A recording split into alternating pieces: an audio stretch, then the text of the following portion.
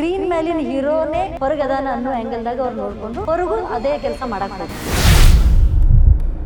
ಅವ ಏನ್ ತಪ್ಪು ಮಾಡ್ದ, ಅದಕ್ಕೆ ಆಕ್ಷನ್ ಏನ್ ತಗೋಬಹುದಾಗಿತ್ತು. ಪವಿತ್ರ ಗೌಡ ಆಗ್ಲಿ, ದರ್ಶನ್ ಆಗ್ಲಿ ಕಂಪ್ಲೇಂಟ್ ಕೊಡ್ಬಹುದಾಗಿತ್ತು.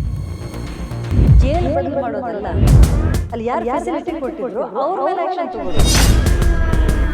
ಈ ಬೇಲ್ ಕೊಡೋದನ್ನ ಎಲ್ಲರಿಗೂ ಈಕ್ವಲ್ ಆಗಿ ಅಪ್ಲೈ ಮಾಡಕತ್ತಾರ ಕೋರ್ಟ್ನವರು. ದರ್ಶನ್ಗೆ ಕೊಟ್ಟಂತ ಬೇಲನ್ನೇ ಉಮರ್ ಖಾಲಿದ್ಗೆ ಕೊಟ್ರ.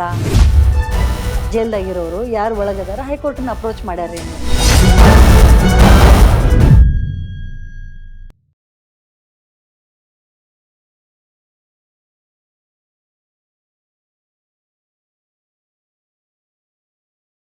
ಈಗ ದರ್ಶನ್ ಕೇಸ್ ಅಂತ ತಗೊಂಡ್ರೆ ಅಲ್ಲಿ ಮೊದಲನೇ ಮಾತು ಶಿಕ್ಷೆ ಅಂದರೆ ಅವನ್ನ ಅರೆಸ್ಟ್ ಮಾಡಿದಾಗ ಅವ್ರ ಫ್ಯಾನ್ಗಳು ಎಲ್ಲರೂ ಸಿಕ್ಕಾಪಟ್ಟೆ ಗಲಾಟೆ ಮಾಡೋಕ್ಕೆ ಶುರು ಮಾಡಿದರು. ಆಮೇಲೆ ರೀಸೆಂಟಾಗಿ ರಮ್ಯಾ ಅದನ್ನು ಟ್ವೀಟ್ ಮಾಡಿದಾಗ ಆಕಿನ್ನ ಸೋಷಿಯಲಿ ಟ್ರೋಲ್ ಮಾಡೋಕ್ಕೆ ಶುರು ಮಾಡಿದರು. ಇದು ಅದರೊಳಗೆ ಎರಡು ಆ್ಯಂಗಲ್ ಐತಿ. ಒಂದು ಆಕೆ ಮಹಿಳೆಯಾಗಿ ಒಬ್ಬ ಪೊಲಿಟಿಷಿಯನ್ ಆಗಿ ಬರದ್ಲು ಅನ್ನೋದು ಒಂದು ಆ್ಯಂಗಲ್, ಇನ್ನೊಂದು ಫಿಲ್ಮ್ ಫ್ರೆಟರ್ನಿಟಿಯಿಂದ ಬಂದಾಳೆ. ಆಮೇಲೆ ನಮ್ಮ ಹೀರೋಗೆ ಹೆಂಗೆ ನೀ ಹಿಂಗಂತಿ ಅನ್ನೋದು ಫೀಮೇಲ್ ಸಬ್ಜುಗೇಷನ್ ಅಲ್ಲಿ ಹೆಣ್ಮಕ್ಳನ್ನ ಹತ್ತಿಕ್ಕುವಂಥ ಒಂದು ಪ್ರಯತ್ನವೂ ಅದರೊಳಗೆ ಇರ್ತದೆ. ಎರಡು ಆ್ಯಂಗಲ್ದಿಂದ ಈ ಕೇಸನ್ನು ನೋಡ್ರಿ. ಒಂದು ರೇಣುಕಾಸ್ವಾಮಿ ಆ್ಯಂಗಲ್ದಿಂದ ನೋಡ್ರಿ, ಇನ್ನೊಂದು ದರ್ಶನ್ ಆ್ಯಂಗಲ್ದಿಂದ ನೋಡ್ರಿ. ರೇಣುಕಾಸ್ವಾಮಿ ಒಬ್ಬ ವಿಕ್ಟಿಮ್, ಸತ್ತ. ದರ್ಶನ್ ಕೊಂದವರೊಳಗೆ ಬರ್ತಾನೆ, ಒನ್ ಆಫ್ ದಿ ಅಕ್ಯೂಸ್ಡ್. ಆದರೆ ಇಲ್ಲಿ ಯಾರಿಗೆ ನ್ಯಾಯ ಸಿಗಬೇಕು ಅಂತಂದರೆ ಯೂಶ್ವಲಿ ಕಾನೂನು ಇರೋದು ಯಾರಿಗೆ, ವಿಕ್ಟಿಮ್ಸ್ಗೆ ನ್ಯಾಯ ಕೊಡಿಸೋ ಸಲುವಾಗಿ ಕಾನೂನು ಇರ್ತದೆ. ಆದರೆ ಕಾನೂನಿನ ಬರೇ ಒಂದು ಬೇರೆ ಮರ್ಡರ್ ಕೇಸಿಗೆ ಕಂಪೇರ್ ಮಾಡಿ ನೋಡ್ರಿ. ಮರ್ಡರ್ ಅಂತಾದಾಗ ಅಲ್ಲಿ ತನ್ನ ಪ್ರಾಣ ರಕ್ಷೆಗೆ ಕೊಲೆ ಮಾಡಿದರು, ದ್ವೇಷಕ್ಕಾಗಿ ಕೊಲೆ ಮಾಡಿದರು, ಆ ಸಂದರ್ಭದೊಳಗೆ ಏನೋ ಆಗಿ ನಡೆದು ಹೋಯಿತು, ಅಥವಾ ಫುಲ್ ಪ್ಲ್ಯಾನ್ಡ್ ಮಾಡಿದರು. ಇವೆಲ್ಲಕ್ಕೂ ಸಪ್ರೇಟ್ ಡೆಫಿನಿಷನ್ಸ್ ಅದಾವೆ. ಇಲ್ಲಿ ಏನಾಯಿತು, ಕರೆಸಿದ್ರು ಅವನ್ನ, ಕರ್ಕೊಂಡು ಹೋದರು, ಎಲ್ಲರೂ ಕೂಡಿ ಹೊಡೆದ್ರು. ಯಾರು ಎಷ್ಟು ಹೊಡೆದ್ರು ಏನು ಹೊಡೆದ್ರು ಅನ್ನೋದು ಕೋರ್ಟ್ನೊಳಗೆ ಬಂತು. ಈ ದರ್ಶನ್ ನೀವು ಬರೀ ಫಿಸಿಕ್ ವೈಸ್ ನೋಡಿದರೆ ರೇಣುಕಾಸ್ವಾಮಿಯ ಫಿಸಿಕ್ಕಿಗೂ ದರ್ಶನ್ ಫಿಸಿಕ್ಕಿಗೂ ಜಸ್ಟ್ 4 ಒದ್ರೂ ಅವ್ನು ಬೀಳ್ತಾನೆ ಅನ್ನುವಂಥ ಫಿಸಿಕ್ ಅದು. ಹಂಗಂಥೇಳಿ ರೇಣುಕಾಸ್ವಾಮಿದು ಏನೂ ತಪ್ಪಿರಲಿಲ್ಲನಾ ಅಂತಂದರೆ ರೇಣುಕಾಸ್ವಾಮಿ ಮಾಡಿದ್ದೂ ತಪ್ಪು. ಅವ ಏನು ಸಹಜೋಗ ಮನುಷ್ಯ ಅಂತಲ್ಲಿರಲಿಲ್ಲ. ಆದರೆ ಅವ ಏನು ತಪ್ಪು ಮಾಡ್ದ, ಅದಕ್ಕೆ ಆ್ಯಕ್ಷನ್ ಏನು ತೊಗೋಬಹುದಾಗಿತ್ತು ಒಬ್ಬ ನಾಗರಿಕ ಆಗಿ ಅಂತಂದರೆ ಅವನ ಮೇಲೆ ಪವಿತ್ರ ಗೌಡ ಆಗಲಿ ದರ್ಶನ್ ಆಗಲಿ ಕಂಪ್ಲೇಂಟ್ ಕೊಡ್ಬೋದಾಗಿತ್ತು. ಕಂಪ್ಲೇಂಟ್ ಕೊಟ್ಟು ಇವರಿಗಿರೋ ಪವರ್, ಇಷ್ಟು ಪವರ್ ಏನೈತಲ್ಲ ಇವರಿಗೆ, ಇದನ್ನೇ ಯೂಸ್ ಮಾಡಿ ಅವನ್ನ ಜೈಲಿಗೆ ಹಾಕಿಸ್ಬಹುದಾಗಿತ್ತು. ಅವನ ಮೇಲೆ ಕೇಸ್ ಸ್ಟ್ರಾಂಗ್ ಆಗಿ ನಡೆಸಬಹುದಾಗಿತ್ತು. ತನ್ನ ಪವರನ್ನೇ ಯೂಸ್ ಮಾಡಿ ಇವ್ರು ದರ್ಶನ್ ಕಡೆಯಿಂದ ಆಯ್ತಿದು ಅಂತಲೂ ಹೇಳಿಸ್ಕೋಬಹುದಾಗಿತ್ತು. ಅದೆಲ್ಲ ಬಿಟ್ಟು ಇವ್ರು ಮಾಡಿದ್ದೇನದಲ್ಲ, ತನ್ನನ್ನು ಸ್ಕ್ರೀನ್ ಮೇಲಿನ ಹೀರೋನೇ ಹೊರಗದಾನ ಅನ್ನೋ ಆ್ಯಂಗಲ್ದಾಗ ಅವ್ರು ನೋಡಿಕೊಂಡು ಹೊರಗೂ ಅದೇ ಕೆಲಸ ಮಾಡೋಕ್ಕೆ ಹೋದರು. ಅಲ್ಲಿ 100 ಮಂದಿಗೆ ಹೊಡೆದು ಏನೂ ಇರಲಾರ್ದೆ ಹೀರೋ ಎದ್ದು ಬರಬಹುದು. ಆದರೆ ಸೊಸೈಟಿ ಒಳಗೆ ಹಂಗೆ ಆಗಂಗಿಲ್ಲ.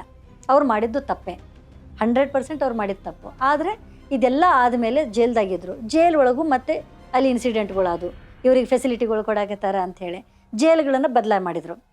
ಜೈಲ್ ಬದಲು ಮಾಡೋದಲ್ಲ, ಅಲ್ಲಿ ಯಾರು ಫೆಸಿಲಿಟಿ ಕೊಟ್ಟಿದ್ರು ಅವ್ರ ಮೇಲೆ ಆ್ಯಕ್ಷನ್ ತೊಗೋಬೇಕು. ಜೈಲಿನಿಂದ ಜೈಲ್ ಎಷ್ಟು ಕಡೆ ಹೋಗ್ತೀರಿ? ಒಬ್ಬ ಹೀರೋ ದುಡ್ಡಿರೋ ಮನುಷ್ಯ, ಎಲ್ಲ ಕಡೆನೂ ಫೆಸಿಲಿಟಿ ಸಿಗ್ತದೆ. ಇಲ್ಲಿ ಆಗಿದ್ದೇನು ಅಂದರೆ ಮೊಬೈಲ್ದಾಗ ವಿಡಿಯೋ ಮಾಡೋಕ್ಕೆ ಸಿಗ್ತವ್ರಿಗೆ, ವಿಡಿಯೋ ಮಾಡಲಾರ್ದು ಬೇಕಾದ ಫೆಸಿಲಿಟಿನೂ ಸಿಗ್ಬೋದಲ್ಲ. ಇದೆಲ್ಲನೂ ಆಯಿತು. ಇದೆಲ್ಲದರ ನಂತರ ಬೇಲ್ ಸಿಕ್ತು. ಬೇಲ್ ಆಮೇಲೆ ಈ ಬೇಲ್ ಅಂತ ಬಂದಾಗ ಬೇಲ್ ಈಸ್ ಅ ರೈಟ್. ಅದನ್ನು ಯಾರೂ ನಿರಾಕರಣೆ ಮಾಡೋಕ್ಕಾಗಂಗಿಲ್ಲ. Bail is a right. ಅದು ಆರ್ಬಿಟ್ರರಿಲಿ ಯಾರನ್ನೂ ಒಳಗಿಡಬಾರ್ದು ಅಂತಲೇ ಕೋರ್ಟ್ ಹೇಳ್ತದೆ. ಯಾವಾಗಲೂ ಜುಡಿಷಿಯರಿನೂ ಅದನ್ನೇ ಹೇಳ್ತದೆ.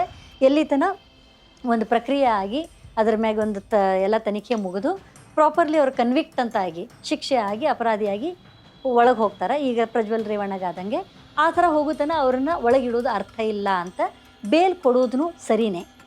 ಆದರೆ ಈ ಬೇಲ್ ಕೊಡೋದನ್ನು ಎಲ್ಲರಿಗೂ ಈಕ್ವಲ್ ಆಗಿ ಅಪ್ಲೈ ಮಾಡಕತ್ತಾರ ಕೋರ್ಟ್ನವರು. ದರ್ಶನ್ಗೆ ಕೊಟ್ಟಂಥ ಬೇಲನ್ನೇ ಉಮರ್ ಖಾಲಿದ್ಗೆ ಕೊಟ್ರ? ಈ ಪ್ರಶ್ನೆ ಜನರುಗಳಿಗೆ ಬಂದೇ ಬರ್ತದಲ್ಲ. ಬೇರೆ ಬೇರೆ ಸಣ್ಣ ಸಣ್ಣ ಅಪರಾಧಿಗಳಿಗೂ ಬಂದೇ ಬರ್ತದಲ್ಲ. ಎಷ್ಟೋ ಮಂದಿ ಬೇಲ್ಗೆ ಅಂತ ಒಂದಿಷ್ಟು ಫೈನ್ ಹಾಕಿರ್ತಾರಲ್ಲ, ಆ ಫೈನ್ ರೊಕ್ಕ ಕೊಡೋಕೆ ಆಗಲಾರ್ದಕ್ಕೆ ಜೈಲ್ದಾಗದಾರ. ಅಲ್ಲಿ ಫೈನ್ ಕೊಟ್ಟರೆ ಹೊರಗೆ ಬರ್ಬೋದು ಅವರು, ಆ ರೊಕ್ಕ ಕೊಡೋಕೆ ಆಗಲಾರ್ದವ್ರು ಜೈಲ್ದಾಗದಾರ. ಅಂಥವ್ರನ್ನ ಯಾಕೆ ಹೈಕೋರ್ಟ್ ಈಕ್ವಲ್ ಆಗಿ ಟ್ರೀಟ್ ಮಾಡೋಂಗಿಲ್ಲ? ಈ ಪ್ರಶ್ನೆ ಬರ್ತದೆ. ಇಲ್ಲಿ ಬಂದಾಗ ನೆಕ್ಸ್ಟ್ ಏನು ಬರ್ತದಂದರೆ ಹೈಕೋರ್ಟನ್ನು ಅಪ್ರೋಚ್ ಮಾಡ್ಯಾರೇನವರು, ಜೈಲ್ದಾಗಿರೋರು ಯಾರು ಒಳಗದಾರ ಹೈಕೋರ್ಟನ್ನು ಅಪ್ರೋಚ್ ಮಾಡ್ಯಾರೇನು, ಇಲ್ಲಿ ಎಲ್ಲ ಆ್ಯಂಗಲ್ದಾಗೂ ತೊಗೊಳಕ್ಕೆ ಬರ್ತದೆ. ಆಮೇಲೆ ಇವ್ರು ಹೊರಗೆ ಬಂದ ಕೂಡಲೇ ಸುಪ್ರೀಂ ಕೋರ್ಟು ಯಾಕೆ ಬಿಟ್ರಿ ಅಂತ ಅವ್ರು ಕೇಳಿದ್ದು ಕಾನೂನಿನ ರೀತಿಯೊಳಗೆ ಸರಿ ಅದ. ಇದೇ ಫೆಸಿಲಿಟಿನ ಈ ಬೇಲನ್ನು ನೀವು ಎಲ್ಲರಿಗೂ ಕೊಟ್ರೇನೋ ಇವನಿಗೆ ಯಾಕೆ ಕೊಟ್ರಿ? ಎಲ್ಲ ಪ್ರಶ್ನೆಗಳು ಸರಿ ಅದಾವೆ ಅವ್ರ ಜಾಗದೊಳಗೆ. ಆದರೆ ಎಲ್ಲ ಪ್ರಶ್ನೆ ಒಳಗೂ ಒಂದಿಷ್ಟು ಪ್ರಶ್ನೆಗಳು ಉಳಿತಾವೆ. ದರ್ಶನಕ್ಕೆ ಬೇಲ್ ಕೊಟ್ರಿ, ಉಳಿದ ಸಾಮಾನ್ಯ ಕೈದಿಗಳಿಗೆ ಯಾಕೆ ಕೊಡಂಗಿಲ್ಲ? ಇದು ಒಂದು ಪ್ರಶ್ನೆ ಉಳಿತದೆ. ಅದೇ ಥರ ಈಗ ಸುಪ್ರೀಂ ಕೋರ್ಟ್ ಕೇಳಿದ್ರೊಳಗೂ ಉಳಿತದೆ ಈ ಪ್ರಶ್ನೆ. ಎಷ್ಟೋ ವರ್ಷದ ಹಿಂದೆ ಒಂದು ಅರುಣ್ ಶೌರಿ ಆವಾಗ ಪಬ್ಲಿಕ್ ಇಂಟ್ರೆಸ್ಟ್ ಇದನ್ನು ಚೆಕ್ ಮಾಡಿದಾಗ ಮೋರ್ ದ್ಯಾನ್ 14,000 ಏನಂತಾರೆ ಅಂಡರ್ ಟ್ರಯಲ್ ಕೈದಿಗಳು ಜೈಲ್ದಾಗಿದ್ದರು. ಅವರು ಶಿಕ್ಷೆ ಮುಗಿದವ್ರು ಇದ್ರು. ಅದರೊಳಗೆ ಶಿಕ್ಷೆ 4 ವರ್ಷದ ಶಿಕ್ಷೆಗೆ ಜೈಲ್ಗೆ ಹೋಗಿ 10 ವರ್ಷ ಜೈಲ್ದಾಗಿದ್ದವರಿದ್ದರು. ಫೈನ್ ಕೊಡೋಕ್ಕಾಗಲಾರ್ದೆ ಜೈಲ್ದೊಳಗಿದ್ದವರಿದ್ದರು. ಅವ್ರು ಅದನ್ನು ಮೂವ್ ಮಾಡಿದಾಗ, ಅರುಣ್ ಶೌರಿ ಅದನ್ನು ಇನಿಷಿಯೇಟ್ ಮಾಡಿದಾಗ ನಿಯರ್ಲಿ 14,000 ಮಂದಿಗೆ ಬೆನಿಫಿಟ್ ಸಿಗ್ತಾವಾಗ. ಅಂಥ ಪಬ್ಲಿಕ್ ಇಂಟ್ರೆಸ್ಟ್ ಈಗ ಯಾರಾದರೂ ಮಾಡೋವಂಥವ್ರು ಮತ್ತೆ ಬರಬೇಕು. ಇಂಥ ಕೆಲಸಗಳು ಯಾರ್ದರೆ ಒಬ್ಬರು ಜವಾಬ್ದಾರಿಯುತ ವ್ಯಕ್ತಿ ಅವಾಗವಾಗ ಮಾಡ್ಕೋತೇ ಇರಬೇಕು. ಸಂಘ ಸಂಸ್ಥೆಗಳು ಮಾಡ್ಕೋತೇ ಇರಬೇಕು. ಈಗ ಹೈಕೋರ್ಟು ಬೇಲ್ ಕೊಟ್ಟದ್ದು ಕಾನೂನಿನ ರೀತಿ ಸರಿ, ಸುಪ್ರೀಂ ಕೋರ್ಟು ಅವ್ರಿಗೆ ಬೈದಿದ್ದು ಅದು ಕಾನೂನಿನ ರೀತಿ ಸರಿ.